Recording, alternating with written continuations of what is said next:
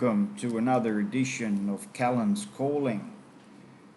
I'm going to name what I think Todd Payten's going to go with. I'm going to name my preferred side and going to do a little bit of analysis on some stats that I think is going to be quite important and quite refreshing for some of the big shoes that we have to fill with our losses: Chad Townsend, Valentine Home, Kyle Felt.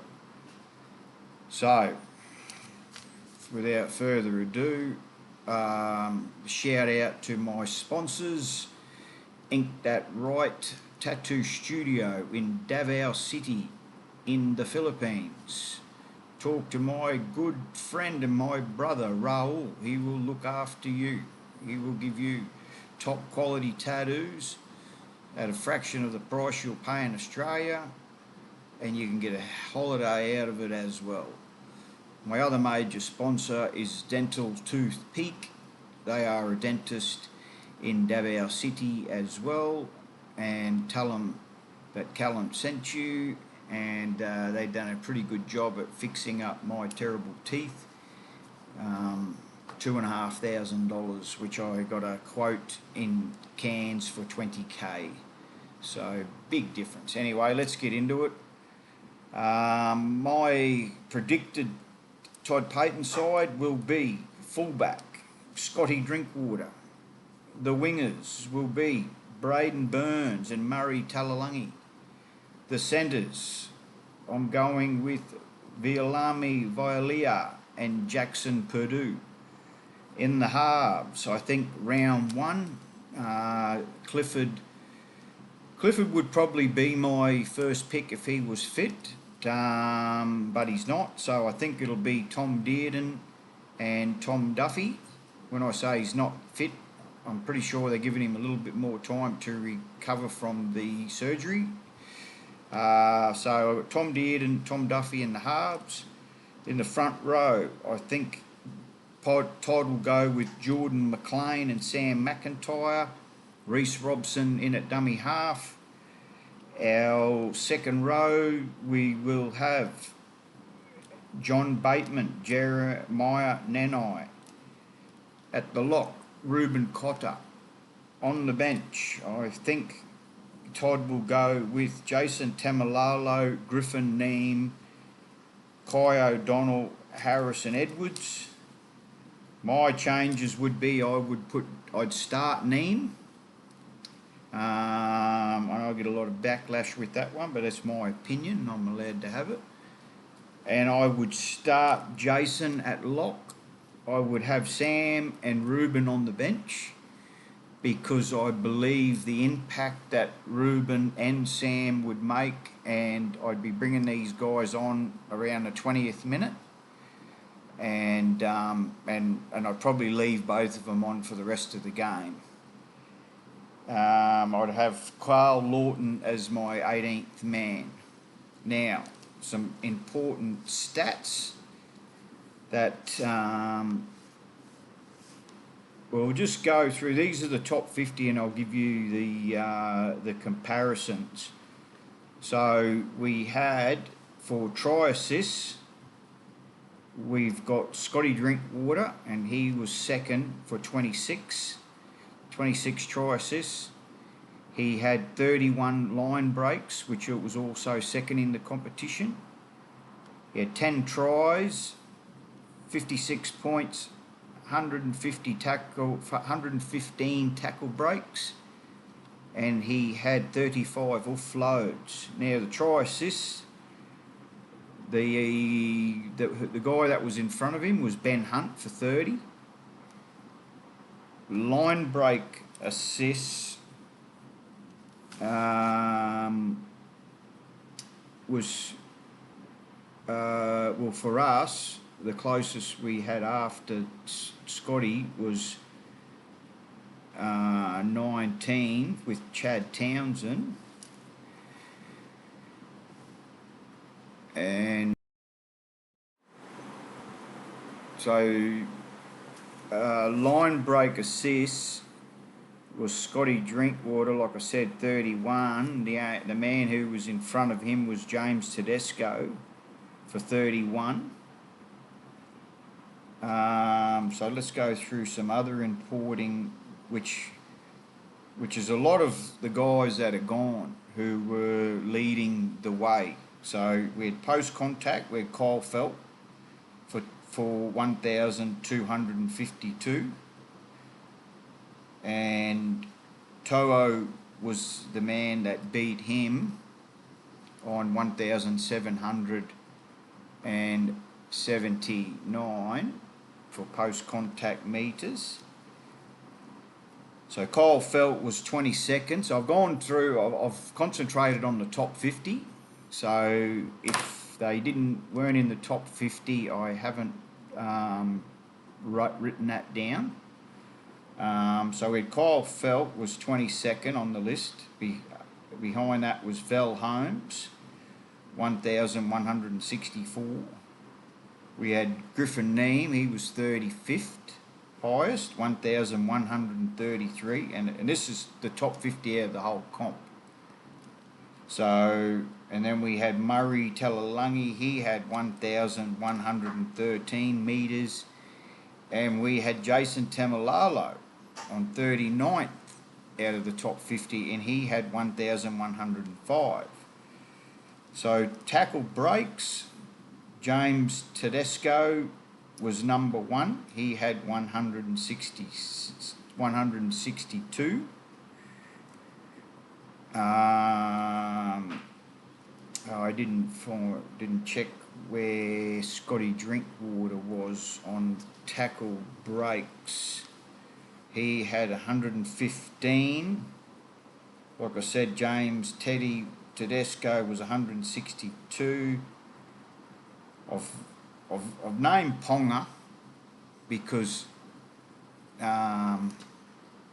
what we lose in the past. He was at 15th for 99.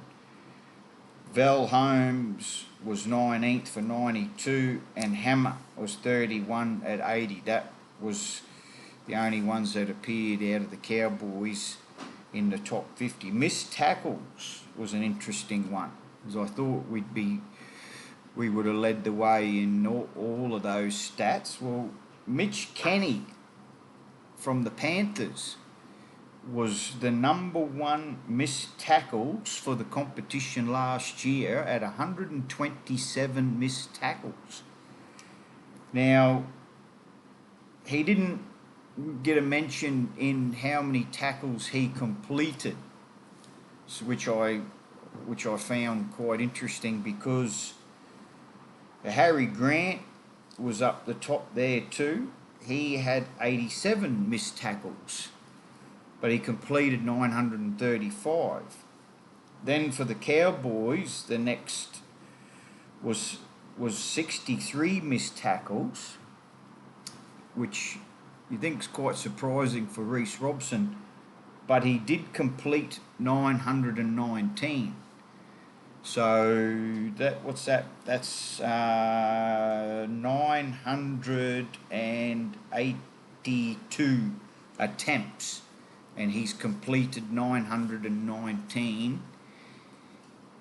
The next was Sammy. He missed 72. He didn't feature in the top 50 of tackles completed. Nanai missed 76, but he did complete 680. And then the next Cowboy with the worst missed tackles was Chad Townsend, which probably no surprise to most of you. And I'm not here hating on anyone. I'm just reading the stats out as they are. So don't get offended. The next was, like I said, I mentioned how many the top tacklers was Reed Mahoney on 1,240 tackles. Robson and Cotter, and Cotter didn't feature in missed tackles, so that's a pretty good sign. Robson got 919, as I said, and Cotter completed 918 tackles. Dummy half runs. We had Harry Grant. He was number one at 148. Reece Robson was fourth out of 50. He had 100 scoots from dummy half, and we had Vel had 26, and then we had Drinky, he had 23. 40-20s, we had Burton, he was number one, he had 23 40-20s. Hunt had 3, Drinkwater had 3, Jake had 1. Did Townsend? I don't know if Townsend featured in there. So we've got our next for try assists was Tom Dearden. He had 13. Murray Talalungi, he had for post contacts. Like I said, if they don't feature in the top 50, I haven't listed it.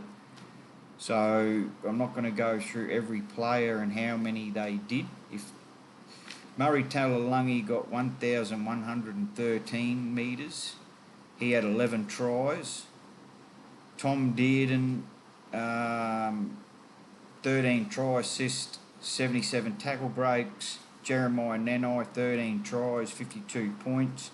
Jason Tamalalo, 1,105. Griffin Neem, I mentioned this, 1,133. Intercepts with Cherry Evans, he had 8. Felt had 7. Feld had 7. Murray had 4. Dearden had 2. Drinky had 2. Dropouts, we had Drinky for, I think, pretty sure Drinky was on the top for 25 short dropouts. Now, I'm guessing they were successful. I'm not too sure whether they've just said every time someone's had a short kick. So, the interesting stats here, so we've got Vel Holmes, he's second for 101. We've got Kyle Felt, 92 tries. Drinky, 56. Nanai, 52.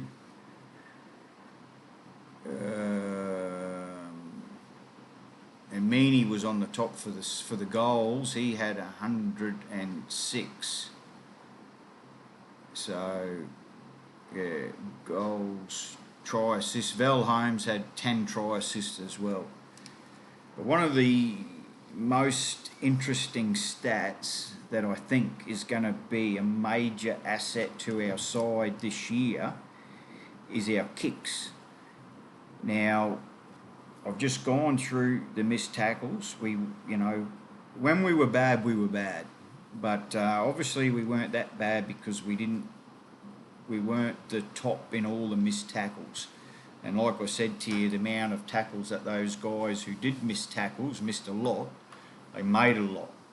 So, in my eyes, the more you make, the more chance you're going to miss. So it's a game of statistics.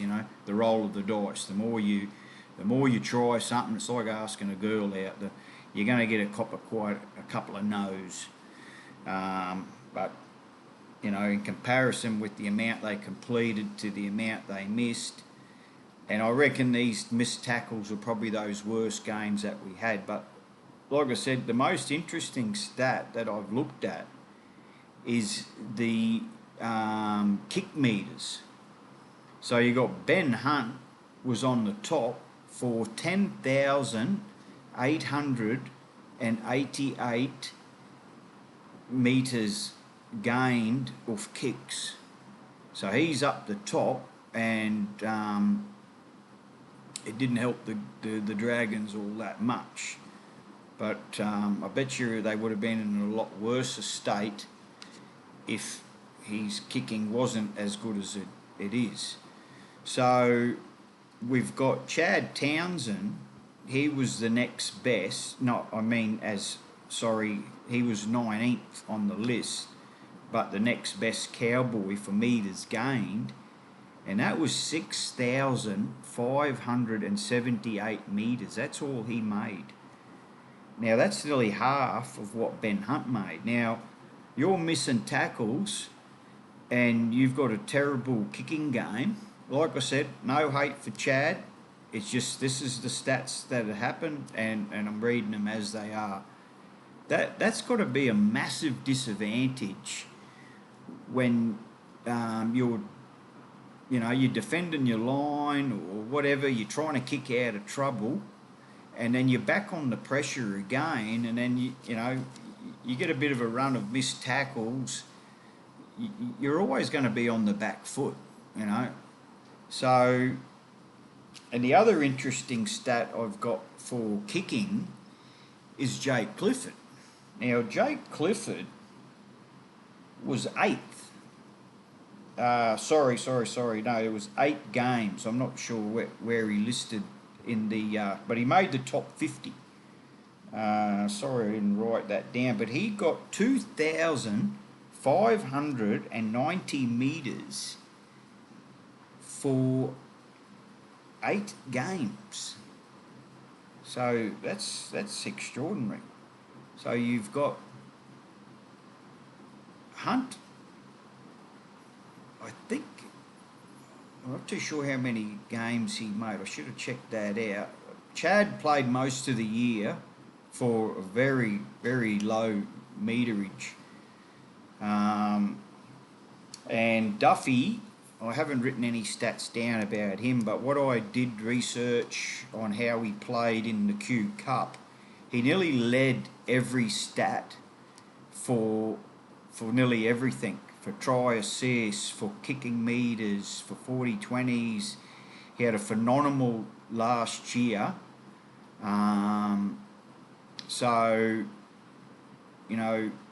you're defending your line, and if you're doing good enough to keep turning them away, and then you're on your back foot because of a terrible kick, it really wears you down. So I'm quite excited to see Duffy and Clifford, both of them, I think, will be a welcome addition for their kicking boot. I heard Guru, I'm not going to start knocking other podcasters, but his comments, he obviously didn't do much research on Duffy in his Q Cup. He's picked Clifford. Obviously done no research about that either because Clifford won't be ready for round 1. So I think it's going to be a good tussle with Clifford and Duffy, and I'd love to have them both in the side somehow, somewhere. So I think that's about it with the stats. Drinky did Drinky get a field goal? Who got field goals? Chad got 1 field goal.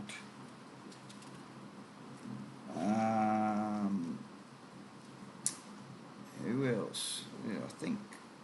Well, Drinky definitely got a 2.0. I remember that. I was there for that. I don't think I've written it down. But yeah, for all those out there that have had a pretty decent dig at our defence, and we finished 5th.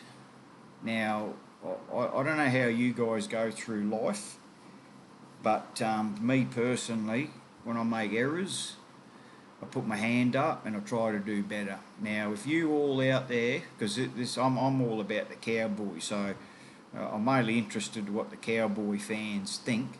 So of all you guys out there, the running us down all the time.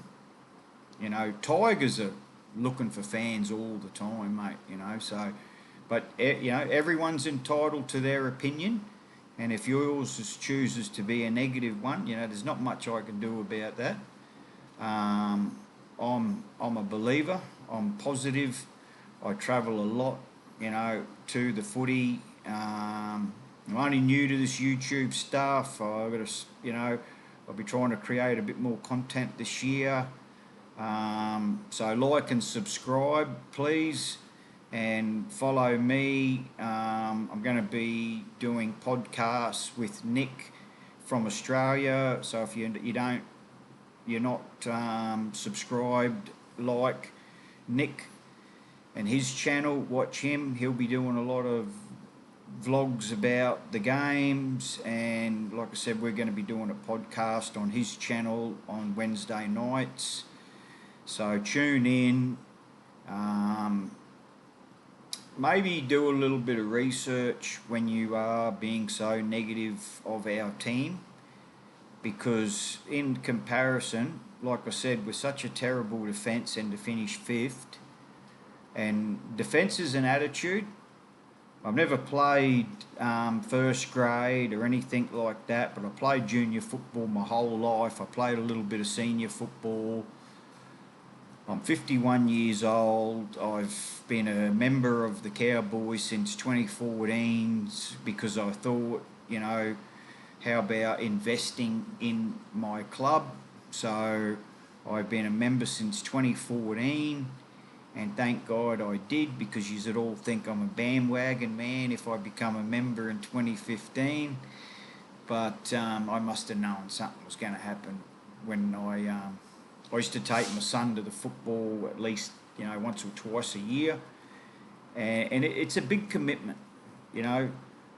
I'm all about the fans. My channel is for the fans, about the fans, by the fans. I'm going to be looking to do interviews with people through the year. I'm going to be trying to do at least one Cowboy person and one person or couple or family or whatever, the group. I'm going to try and do interviews with some opposition members, because you know, to me, like I said, I played rugby league all my life. I've made good friends through rugby league. You know, I was 14 when the Broncos come in.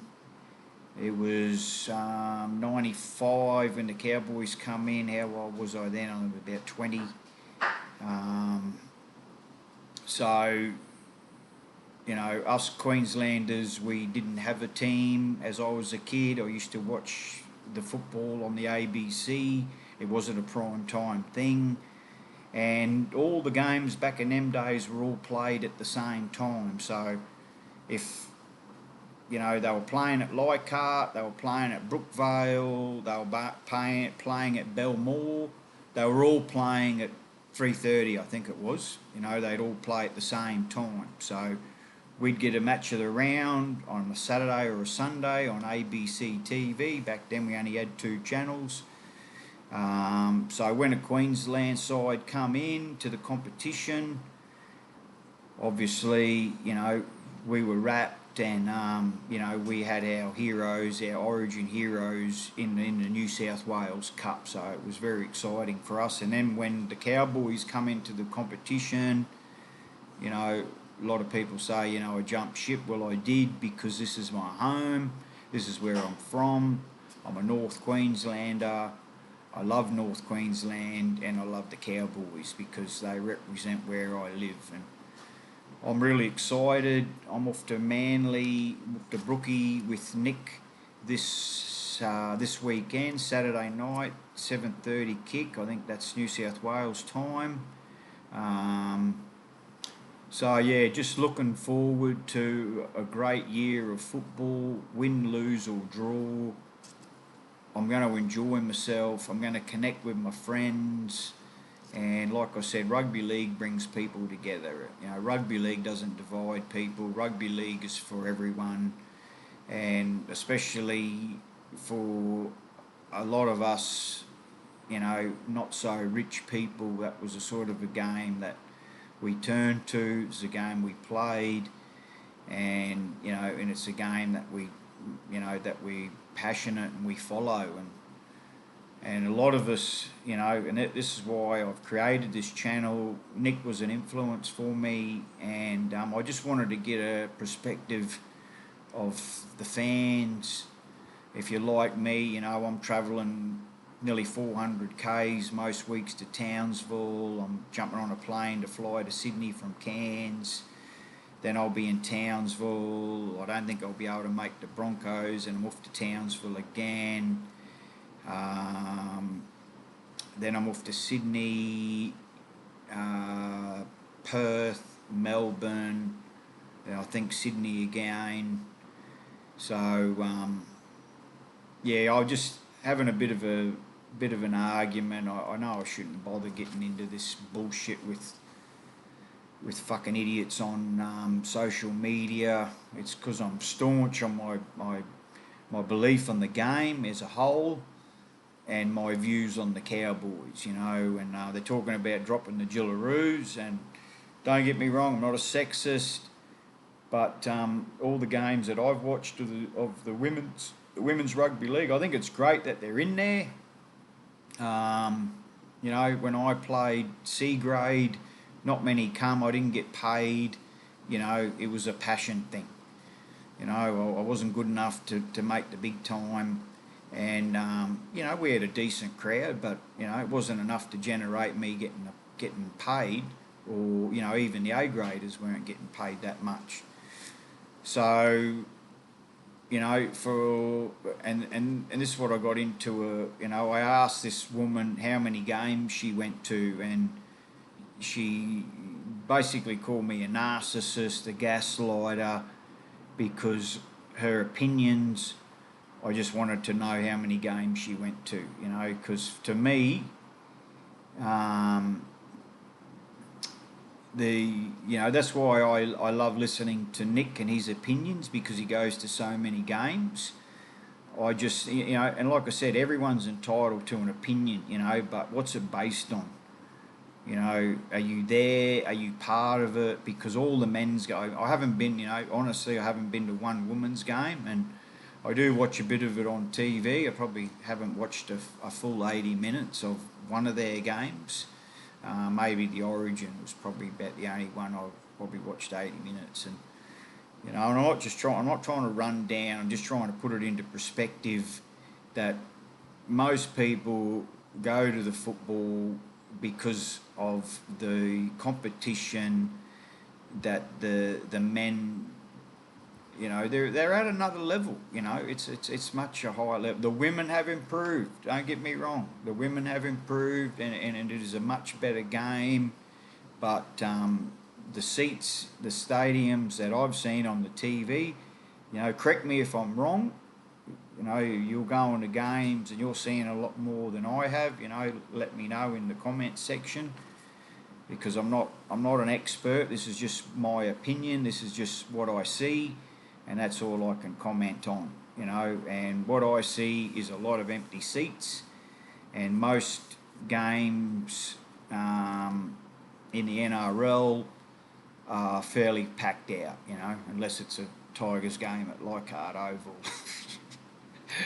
And you've got to put your chant through the PA because your fans are piss weak. And if Tiger people out there, you want to take offence to that, well, you turn up to your games and you chant a little bit louder, mate, because me and Nick were out doing yous big time and yous were getting upset. That's why we pay our money. We go to watch our game, we watch our team, and we support. We're passionate. And we go through all the right channels. Nick always goes through the right channels to get his drum approved. And we scream our lungs out to let our boys know that we're there to watch them, And, so, a little bit of a rant, but, that's the end of my rant. And just looking forward to I'll hopefully I'll get to a women's game this year. They're a little bit hard to. Like I said, I'm in Cairns, and they're playing in Townsville while Cowboys are playing in Sydney a lot of the time. So, you know, I'm not going to go to Townsville to watch the girls and miss out on the men. Yeah, let me know what you think about that. You know, tell me why you think I'm wrong about what I say about why I think we're going to be a lot bigger threat this year, even though, like I mentioned, we're going to miss so much with Kyle Felt, you know, with his 1200 metres plus, 33 tries, you know, Val Holmes with 1100 plus metres.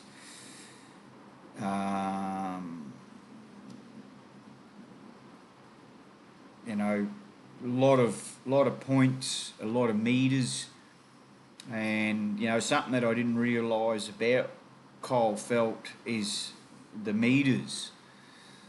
You know, he's beaten a lot of forwards. You know, so that's huge, and I just think Braden Burns is, I think he's the man, and I think given the way Vialia played, he's looking a lot more comfortable out there in that spot, and I can just see a lot of points coming out that side. Drinky, you know, he plays left and right. I just think we've got two dangerous edges, Dearden and Dearden, Bateman, Purdue, and Terry Murray Talalungi, I'm pretty sure, and it's Duffy. Dearden, Nanai, Purdue, Murray, and out the other side it's Duffy, Bateman, Vialia, and Burns. You know, I think two very dangerous edges, and I think it's all going to come down to how well our forwards play this year. Nick and I were talking about Neem. I think Neem can do it. Like I said, I want to see him I want to see him start. A big body. I want to see him playing like he was playing when he was playing for New Zealand. I just think those big bodies coming out, battering rams, soften up the defence. You know, those big bodies running at you, trying to tackle, and then you get blokes who are a bit more mobile, like Sam McIntyre, Ruben Cotter, Harrison Edwards, Kai O'Donnell. Who else have we got there? Yeah, you know, Sammy, Harrison, Kai, and Ruben coming off the bench. Mobile, I think, coming on with tied defenders and the fitness of those guys. You know, McIntyre, he just never stops. Ruben, you know, we all know what Ruben's like. He's an ever-ready battery, just never stops. I think Harrison, you know, he's safe. He's a ball player, and he's got good defence. You know, Kai O'Donnell, I was watching some highlights of him on Super League, and he looks dangerous. You know, Nick was talking about him. I hadn't seen a lot of him, so I did a bit of research. I looked him up and checked out his highlights, and I suggest to all of you go and have a look at Kai O'Donnell at Super League level. The bloke was a phenomenal scoring machine. He's got good hands.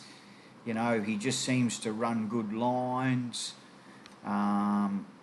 You know, and then having guys like, I don't know if we'll see him back this year, Helam Lukey, but I just think that the battles that we will have, you know, we'll see good guys not getting in the team. And we all know it takes more than 17 men to win a competition.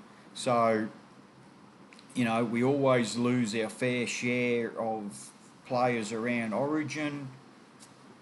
You know, I'm hoping Scotty makes Origin for New South. I think he's good enough. We'll have Murray. We'll miss Murray. We'll miss um, we'll miss Dearden. We will miss Reece Robson. We will miss Jeremiah Nanai. We will We will lose Ruben Cotter at Origin time.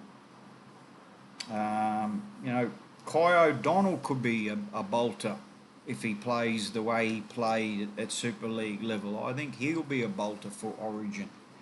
And then I didn't even mention Cohen Hess. You know, I don't think Cohen Hess will be right for round one, but he'll be back, and I believe he'll be back to his best, and he could return to Origin form. You know, I went and watched him. I went and had a yarn to him. Went and had a yarn to a few of the guys at Cairns when they came up here for the trial, and I'll tell you what, Cohen is massive. He's looking the biggest I've seen him. So you know, when he first come on the scene, you know, he was unstoppable. I'd love to see him get back to that. So yeah, I'm just really confident with, you know, you might make me have to eat my words. You know, it might not all go the way that I see it, but that's what I'm believing. And like the boys at work will say to me, you know, you think the boys are going to win this week? And I always say, of course I do. You know, I'm not going to travel all over Australia going there to think I'm going to lose, you know. And there's one other thing that I wanted to mention. Vegas. You know, the rumours are that we're going to be there. I got a rumour. I'm not going to give you my sources, but yeah, a little birdie told me last year that we were 100% going to Vegas, and then Volandi's come out and was talking in Vegas about who's going to go there next year, and he said he wanted a Queensland team. You know, our supporter base, I think we're one of the best supporter bases in the competition. We have to travel the furthest because, you know, we've got Mackay and further. You know, some people come from Rocky. I drive from Cairns. I've heard of people coming from Hopevale. You know, west to Georgetown. You know, that's a long way. I'm 400 k's roughly. You know, so Mackay I think is a little bit further. And when you're working, you know, I'm a construction worker, working 5-6 days a week, and then, you know, normally I've got to take a day off and tell the boss that, you know, I've got more important things to do, like go watch the football, which, you know, that's where I'm at. You know, that's my life, and I'm not going to let work get in the road of my passion, because, you know, I don't live to work, I work to live. And yeah, so back to the Vegas thing.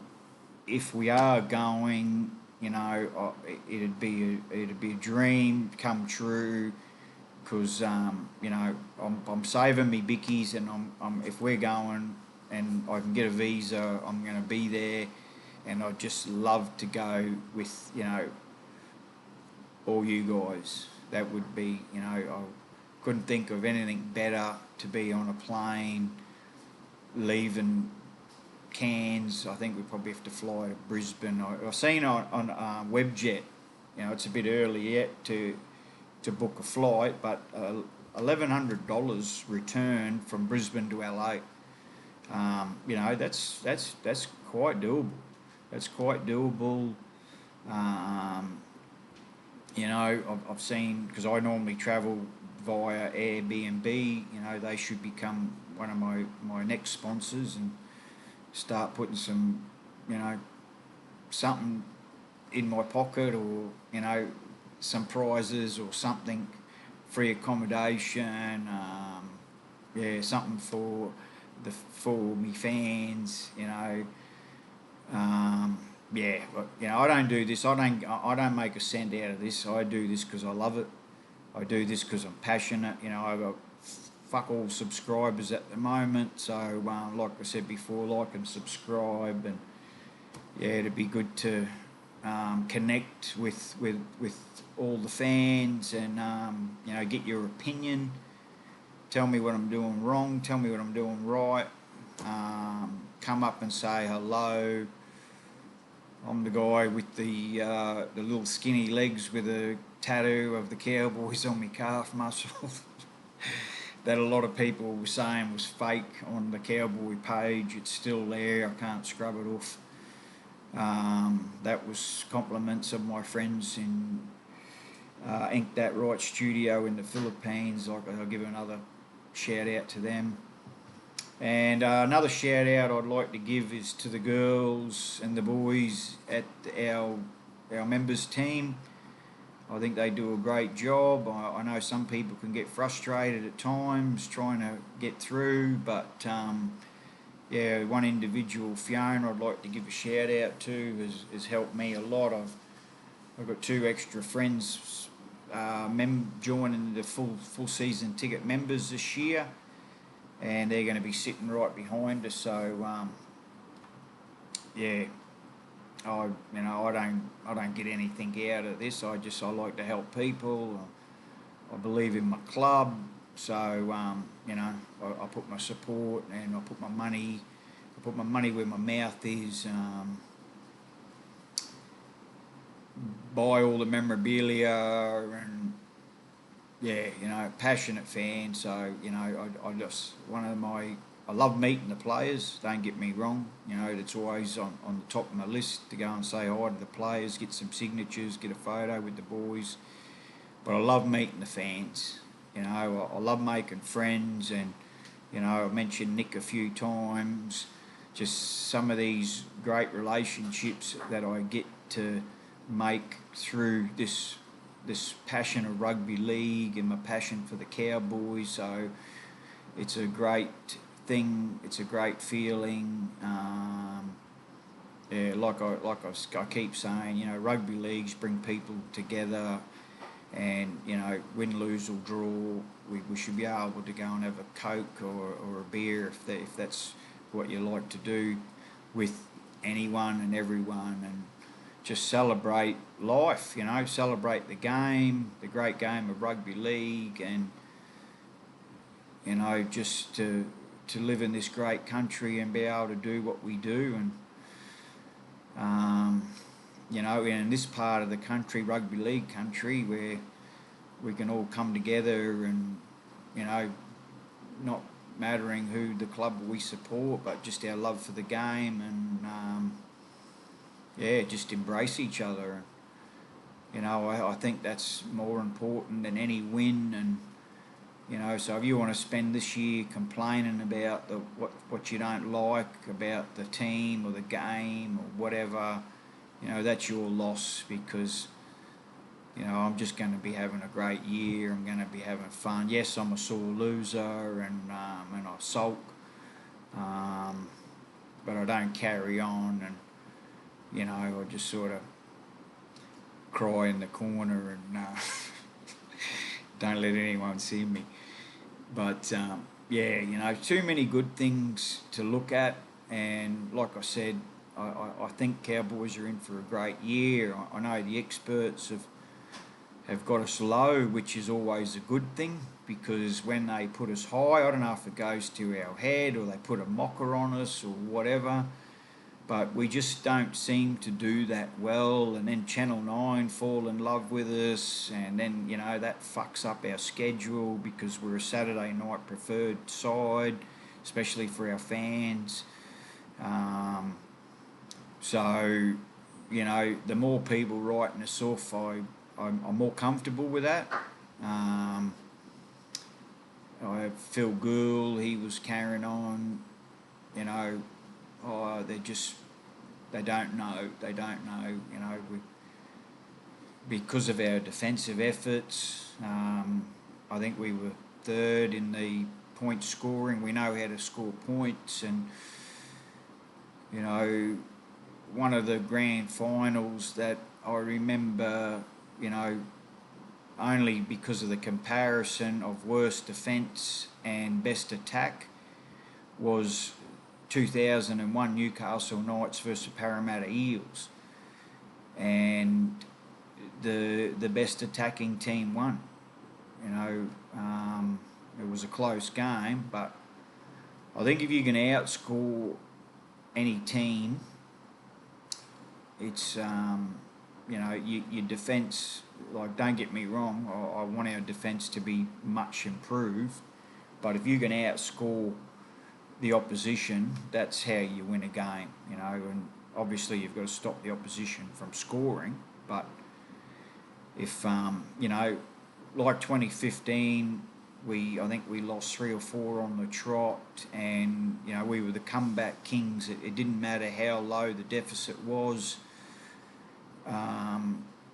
Last year I went round 1 when we give it to the Dolphins. You know, they all started leaving, and I said to them, I go, you know what the difference between you Dolphin or, you know, any opposition team, because I know a lot. I never leave. I'll stay to the 80th even if we're getting thrash. You know, I always stay and support my team, and I just think it'd be disrespectful walking out on, you know, walking out on your mate, walking out on your friend, walking out on your team, what, because you didn't think they did good enough for you. I'll stick by them. And I said to the Dolphin fans, you know, I said, you know the difference between you and us?